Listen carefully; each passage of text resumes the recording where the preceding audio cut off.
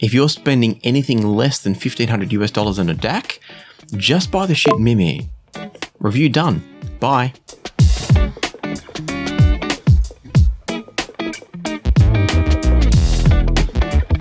Oh, whoops, sorry. Okay, maybe you need to know a little bit more about that statement. For this video, I'm only going to focus on the sound quality of the Mimir DAC. And if you're wondering what else there could be to talk about in a review of a DAC, then you don't know about Forkbeard.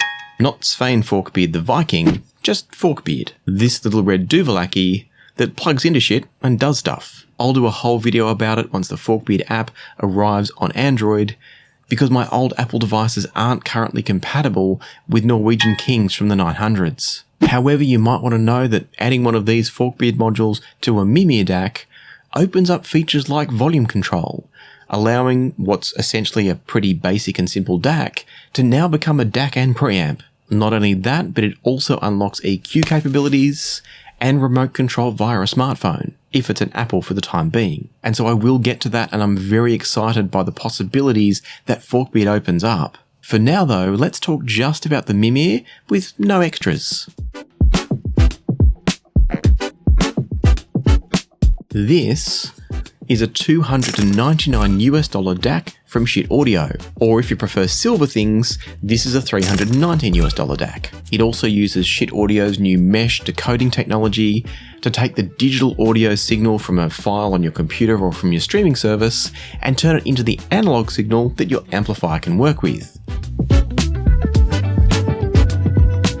My simple understanding of the mesh technology is that it takes a generic off-the-shelf DAC chip, in this case an ES9028 from ESS, and uses it to do the basic initial decoding process. I'm guessing that the engineers at Schiit have then disabled any of the internal filtering that's normally done by those DAC chips, and that's because the idea of mesh is that it meshes together the power of the generic DAC chips with Schiit's own proprietary filtering, a proprietary filtering system that prioritizes both accuracy in the frequency domain and the timing domain as well. Whilst most DAC designs focus on things like frequency accuracy, low noise and low distortion, the best sounding DACs that I've tried also pay very close attention to timing accuracy. That's something that the Schiit DACs have always done really well. It's also something that ESS DACs have rarely done so well. It's why a lead singer heard through a Schiit DAC will be standing at the front of stage in front of the drum kit. That same recording played through most ESS-based DACs, or indeed most DACs built on any of the other generic chip brands, will have their lead singer standing uncomfortably close to the drummer, like that annoying kid at school that you could never quite get rid of. And if you didn't have one of those kids at your school, it was probably you. But we're off track. This was a bold move by Schiit Audio, and I had my doubts about whether or not the application of their filters after a generic DAC chip could recapture the magic that so many of their other DACs are capable of. But you probably already know from the beginning of this video that things didn't suddenly collapse into a two-dimensional wall of generic sound with the mesh design. We do need to talk about exactly what has been created by the mesh design though, because it's quite remarkable. Before we get to it, there's something else that's quite remarkable about the Mimir DAC. For $299, it's got all the usual inputs, like coaxial, optical, and a USB via USB-C. What's possibly unique at this price is the inclusion of AES, basically the balanced version of coaxial digital. I know it's not the most common connection type, but I find it to be a really good one, and it's great to see it on an entry-level DAC. And while we're talking about all the different inputs, I'm not going to discuss the sound of each of the inputs here. And the reason for that is that more often than not, the sound quality that we hear from the inputs on our DAC is determined more by what's up the chain. In other words, the source device that's sending that signal to the input. SPDIF connections like optical, coaxial, and AES are very reliant or completely reliant on the timing information coming from the source device. And so if that source has a crappy clock, those connections are going to sound worse than, say, USB. But if that source has a fantastic clock, it might sound better. And so in short, if you buy any DAC, just try all the different connections that you have access to. In other words, what outputs you have from your source and what cables you have to connect them up, and decide for yourself which one you like the most and stick to it. The one objective thing I can tell you about the inputs here is that the SPDIF ones, optical, coaxial, and AES, are all limited to a maximum sample rate of 192 kHz, which means they're going to handle everything you're likely to have in MP3 format or locally ripped FLAC or ALAC or other files, as well as anything you're going to get from streaming services like Qobuz, Tidal, Apple Music, or Amazon Music. And it's well beyond Spotify's requirements, even with their new lossless option. If you're using the USB-C input on the Schiit Mimir, that can go as high as a sample rate of 384 kHz, but that's really only relevant if you're going to be sending it signals via some kind of upsampling software. And for any of you wondering, I haven't tested the Mimir with any kind of upsampling like HQ Player. As far as I can tell, there's no non-oversampling mode in the Mimir, and so it kind of defeats the purpose to have the signal go through a full upsampling and refiltering process externally and then get put through the Mimir's processing and refiltering. I'm not saying you can't do it, and I'm not saying it might sound good, but I didn't feel the need to test. And that's also because the same benefits that this DAC's going to get from upsampling, every other DAC on the market will too if it can accept the same level of signal. And so by comparing all DACs with no upsampling, we get a sense of where each one lies, and they'll all be improved or not improved to the same degree by any sort of upsampling software. And now one last point about the connectivity of the Schiit Mimir is that both the XLR and RCA outputs sound great, but they do sound a little bit different. Firstly, swapping between them will result in a drop of volume from the RCA outputs, and that's very standard.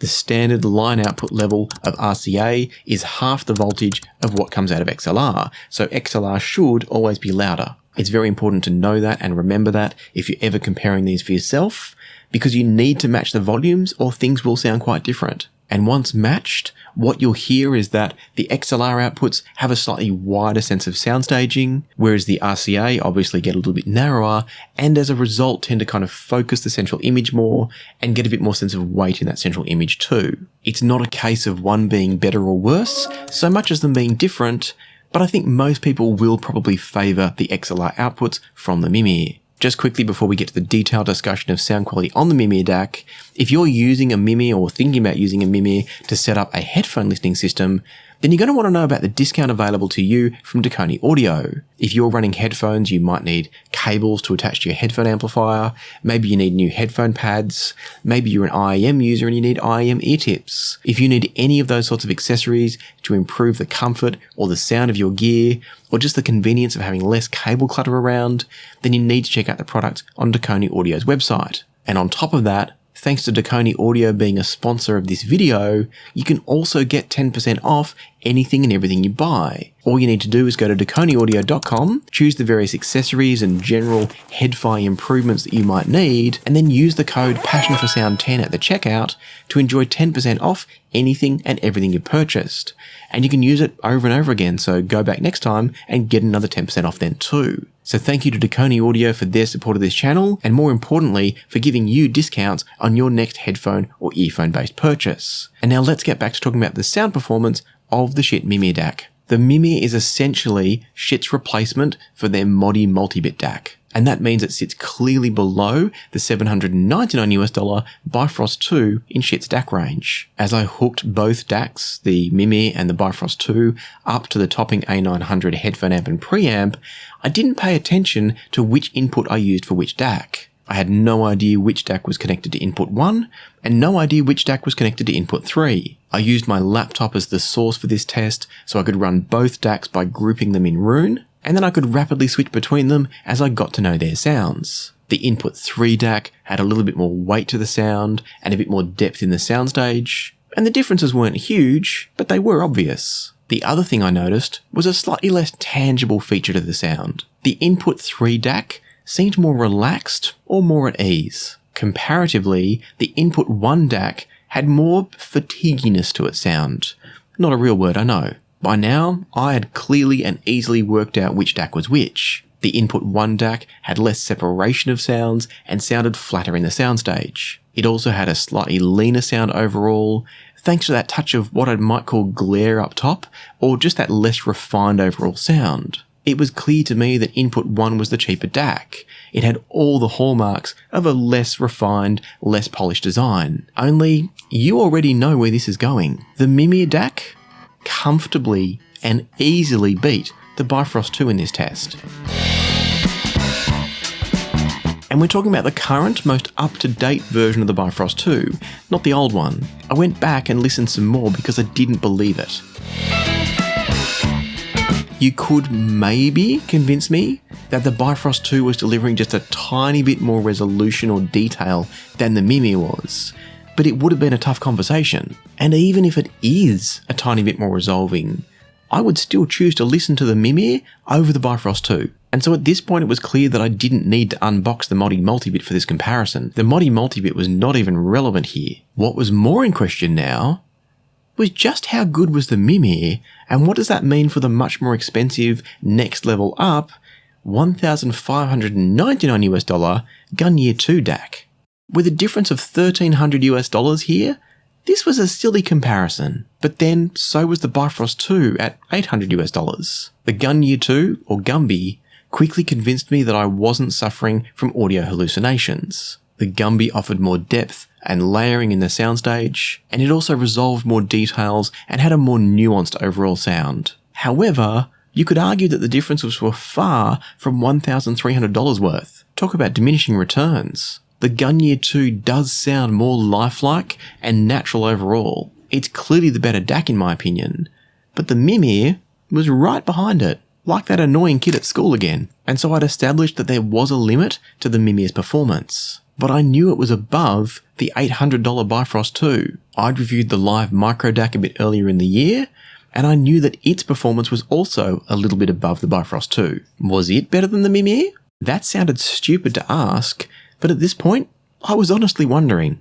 The LAiV micro DAC is a $994 DAC, it's an R2R DAC, and it comes in a tiny, compact, and beautiful design. Its sound is much closer to what I was hearing from the Mimir, but not identical. If I wasn't paying attention, I could switch inputs on these and not know that I'd actually changed things. But when paying attention, I could hear what was different. As close as things were, the Mimir was producing just a little bit more sense of space and a little bit more sense of refinement compared to the micro DAC. That's not a typo in my notes. The Mimir, at $299, delivered more sense of space and more refinement than the $994 R2R micro DAC. The Mimir sounded cleaner and clearer in the sense that everything sounded smoother, but it was equally as detailed and a touch more spacious. It made no sense to me and went completely against any and all of my expectations. But I checked and double checked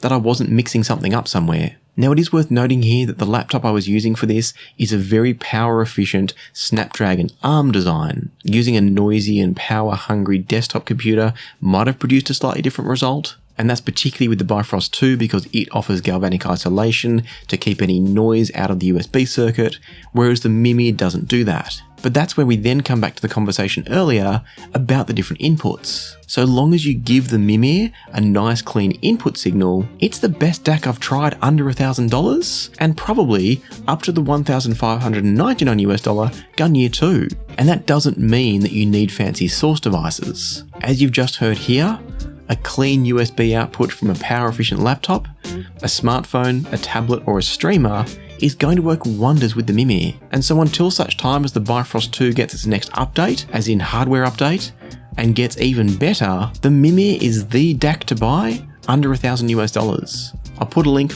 in the description for you. But if this has got you all inspired and you want a DAC that's even better still, I'll pin a video here at the end that tells you all about a DAC that won't be superseded or made obsolete anywhere in the next 10 years or so.